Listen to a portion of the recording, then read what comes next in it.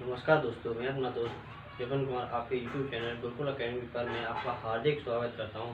तो दोस्तों, आज हम लोग पढ़ने वाले बहुत ही ज़्यादा इंटरेस्टिंग और मोस्ट टॉपिक होता है जिसे हम कहते हैं रस। रस से हमारा एक ना एक क्वेश्चन 100% बनता है, चाहे वो यूपी पुलिस हो, चाहे यूपी एसआई हो, या दिल्ली या हरियाणा पुलिस हो, या एमपी पुलिस हो, या लेखपाल हो, या बीडीओ हो। उससे रस से एक क्वेश्चन हमेशा बनता था और बनता है और बनता रहेगा। देखिए, रस को हम पढ़ेंगे। रस क्या होता है? रस का शाब्दिक अर्थ क्या होता है? रस का शाब्दिक अर्थ होता है आनंद लेना। क्या होता है? आनंद लेना। आनंद लेना। रस का शाब्दिक अर्थ होता है आनंद। क्या होता है? आनंद। देखिए, रस हमारे कितने प्रकार के होते हैं? रस हमारे 11 प्रकार के होते हैं। अगर पूछ ले भरत मुनि के अनुसार रसों की संख्या कितनी है, तो भरत मुनि के अनुसार रसों की संख्या कितनी है? 8 है। कौन कौन सी है? देखिए, कौन कौन सा होता है? श्रृंगार रस होता है, वीर रस होता है, हास्य रस होता है, करुण रस होता है, रौद्र रस होता है, भयानक रस होता है, विभास रस होता है और अद्भुत रस होता है।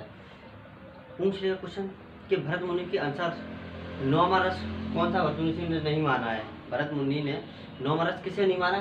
तो उसे शांत रस को भरत मुनि ने क्या हुआ? नौवां रस नहीं माना है। आइए हम लोग स्टार्ट करते हैं। रस क्या होता है? देखिए, सबसे पहले रस हम लोग रस पढ़ेंगे। रस का स्थायी भाव पढ़ेंगे, विभाव, अनुभाव और संचारी भाव। यही हमारे क्या प्रकार के होते हैं? चार प्रकार के होते हैं। क्या? रस, विभाव, अनुभाव और संचारी भाव। अब हम लोग पढ़ेंगे रस क्या है।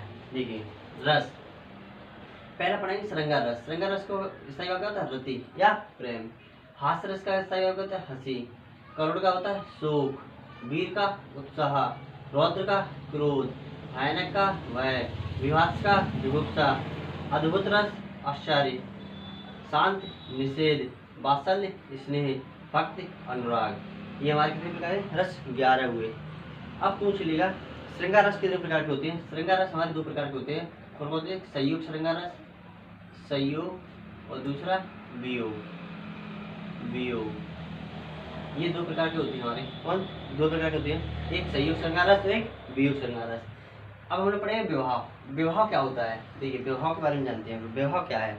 देखिए, भाव को उत्पन्न करने वाले शब्द, भाव को उत्पन्न करने वाले को क्या कहते हैं? विवाह कहते हैं। भाव को उत्पन्न करने वाले को विवाह कहते हैं। जैसे आप कहीं से गुजर रहे हैं, वहां से लड़की निकली या लड़की गुजरी, वहां से क्या लड़का निकला, तो उसके मन में क्या होगा? उसके मन में जो चेष्टाएं होंगी, यानी उनको देखकर, एक दूसरे को देखकर जो मन में चेष्टाएं होंगी, उसे हम विवाह कहते हैं। ये 2 प्रकार की होती हैं। कौन सी? कितने प्रकार की होती है? 2 प्रकार की।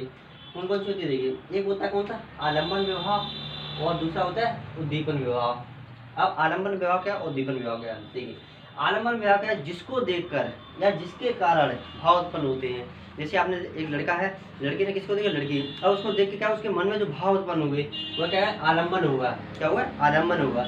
उद्दीपन क्या होता है? जो भाव को गति प्रदान करे। जैसे भाव को गति, जैसे हमने लड़की को देखो तो हमारे अंदर के जो गति प्रदान हुई, उसे क्या है? उद्दीपन कहते हैं। अब आलम्बन हमारे 2 प्रकार के होते हैं, एक आश्रय आलम्बन और दूसरा विषय आलम्बन। ठीक, एक आश्रय आलम्बन और दूसरा विषय आलम्बन। इसके बारे में हम लोग पढ़ेंगे। इसके बाद अनुभव। अनुभव क्या होता है? अनुभव हमारे 4 प्रकार के होते हैं। कितने प्रकार के होते हैं? 4 प्रकार के। एक कायिक अनुभव, एक वाचिक अनुभव, एक आहार अनुभव, एक सात्विक अनुभव। ये हमारे 4 प्रकार के होते हैं। इसी प्रकार हमारा जो नेक्स्ट हमारा है 4th टाइप है, कौन सा? संचारी भाव। इनकी संख्या कितनी होती है? 33 होती है। संचारी भाव क्या होते हैं? देखिए, संचारी भाव वे भाव होते हैं जो तुरंत आते हैं और तुरंत ही समाप्त हो जाते हैं। जैसे पानी का बुलबुला बनना, मन में कोई चेष्टाएं उत्पन्न होना, जैसे कुछ भी सोचना या लिखना, पढ़ना, जो भी हमारे मन में तुरंत भाव उत्पन्न हो, तुरंत ही खत्म हो जाते हैं, वो संचारी भाव कहलाते हैं। उनकी संख्या 33 होती है। इसके बाद हम लोग पढ़ेंगे, क्वेश्चन पढ़े बोलेगा कि रसों का राजा किसे कहते हैं? रसों का राजा किसे कहते हैं? श्रृंगार रस को रसों का राजा कहा जाता है। किसे कहा जाता है? श्रृंगार रस को रसों का राजा कहा जाता है। उसी प्रकार अब हम लोग पढ़ेंगे। देखिए, अब हमारा कुछ नोट मोस्ट इम्पोर्टेंट है, ये चीजें डालिए। रस शब्द के क्या है? रस शब्द के आदि प्रवर्तक कौन थे? रस शब्द के आदि प्रवर्तक कौन थे? तो भरत मुनि थे। हमारे भरत मुनि कहते हैं रस शब्द के आदि प्रवर्तक थे। इनका जो ग्रंथ था, कौन सा ग्रंथ था? नाट्य शास्त्र ग्रंथ था। कौन सा? नाट्य शास्त्र ग्रंथ था। अध्याय कौन सा था? 36 था। कौन सा? 36 था। तो दोस्तों, जो भी हमारे मोस्ट क्वेश्चन बनते हैं वर्णालन में, वो हमने आपको एक ही स्लाइड में समझाने की कोशिश की है।